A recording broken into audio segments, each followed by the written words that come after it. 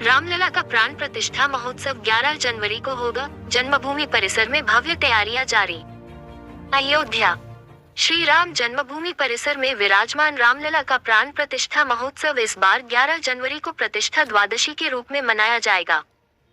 ये जानकारी श्री राम जन्मभूमि तीर्थ क्षेत्र ट्रस्ट की बैठक के बाद ट्रस्ट के महासचिव चंपत राय ने दी। उन्होंने बताया कि यह आयोजन गत वर्ष 22 जनवरी को हुई प्राण प्रतिष्ठा की परंपरा को ध्यान में रखते हुए किया जा रहा है। महत्वपूर्ण बिंदु। आगामी आयोजन 2025 में रामलला का 3 दिवसीय प्राण प्रतिष्ठा महोत्सव पौष शुक्ल द्वादशी को ही मनाया जाएगा। जरूरत पड़ने पर इसे 5 दिन का भी किया जा सकता है। भक्तों की भेंट। अब तक भक्तों ने रामलला के लिए 940 किलो चांदी भेंट की है। रैंडम सैंपल में 90-98% शुद्धता पाई गई है। पुजारी चयन। रामलला की सेवा के लिए प्रशिक्षित वैदिकों का चयन हो गया है। उन्हें सभी 18 मंदिरों में बारी बारी से सेवा देनी होगी। स्वास्थ्य सुविधाएं। 3000 वर्ग मीटर क्षेत्र में आधुनिक सुविधाओं से सुसज्जित अपोलो हॉस्पिटल बनाया जाएगा। आधुनिक निर्माण। जन्मभूमि पथ पर नई कैनोपी। 600 मीटर लंबी और 9 मीटर चौड़ी कैनोपी एल&टी और CPWD द्वारा बनाई जाएगी। विश्राम गृह और प्रेक्षागृह। यूसुफारा मशीन के पास 70 एकड़ क्षेत्र में 500 लोगों के लिए प्रेक्षागृह और विश्राम गृह बनाए जाएंगे। सीधा प्रसारण। दूरदर्शन पर सभी 18 मंदिरों की आरती दिखाने के लिए बातचीत पूरी हो चुकी है। बैठक की अध्यक्षता महंत नृत्य गोपाल दास ने की, जिसमें मंदिर निर्माण के अंतिम रूप और साज सज्जा पर गहन चर्चा की गई। बैठक लगभग 5 घंटे चली। मंत्रालय के ज्वाइंट सेक्रेटरी IAS अधिकारी प्रकाश लोखंडे ऑनलाइन उपस्थित थे। श्रद्धेय केशव पाराशरण जी आयु बहुत अधिक है, बीमार हैं, इसलिए वो ऑनलाइन भी नहीं आ सके। कामेश्वर चौपाल वो भी अस्वस्थ हैं, वो भी ऑनलाइन उपस्थित नहीं हो सकते। युग पुरुष परमानंद जी महाराज भारत के बाहर हैं, इंग्लैंड में। समाचार पहले आ गया था, उनको भी असुविधा थी। जिलाधिकारी महोदय आज शायद मुख्यमंत्री महोदय मिल्कीपुर के किसी कार्यक्रम में है, तो जिलाधिकारी के नाते उनको वहाँ रहना चाहिए, वो भी अनुपस्थित रहे। उत्तर प्रदेश सरकार के रिप्रेजेंटेटिव संजय प्रसाद जी वो किसी आवश्यक कार्य से कर्नाटक में हैं।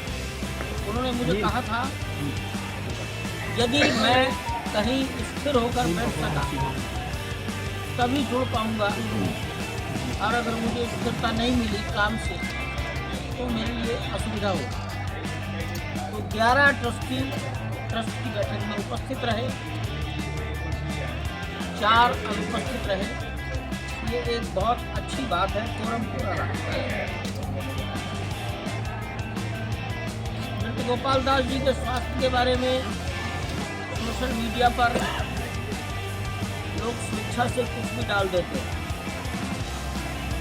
हम निवेदन करते हैं इतने महत्वपूर्ण स्थान पर विराजमान रामानंद परंपरा के श्रेष्ठतम व्यक्ति के बारे में सोच समझ कर लिखना और बोलना चाहिए, ऐसा हम सबसे निवेदन करते हैं। वर्षों में अनेक लोगों ने चांदी भगवान को समर्पित की है। लगभग 940 किलो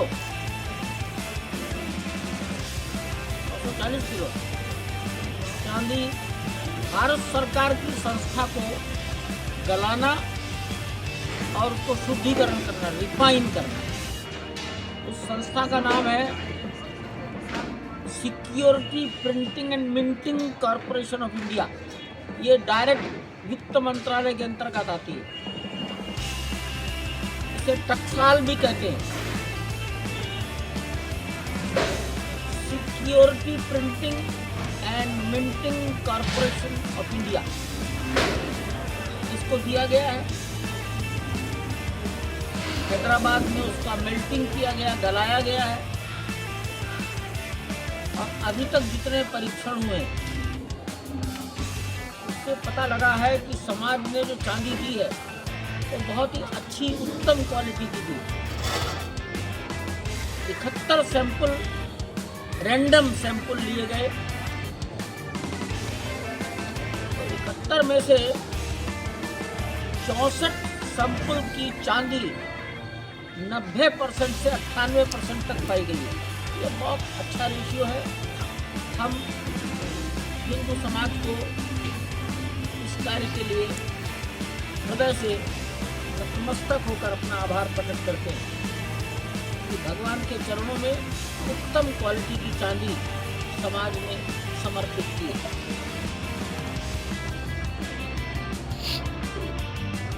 कुछ अर्चकों का हमने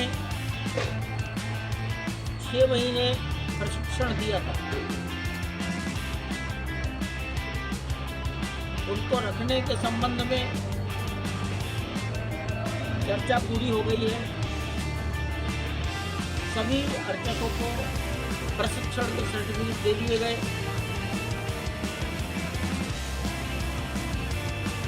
उसके बारे में एक नियमावली को आज सबने स्वीकार किया है। जो अर्चक उस नियमावली को स्वीकार करेंगे क्रमशः उनको मंदिर की सेवाओं में लेना प्रारंभ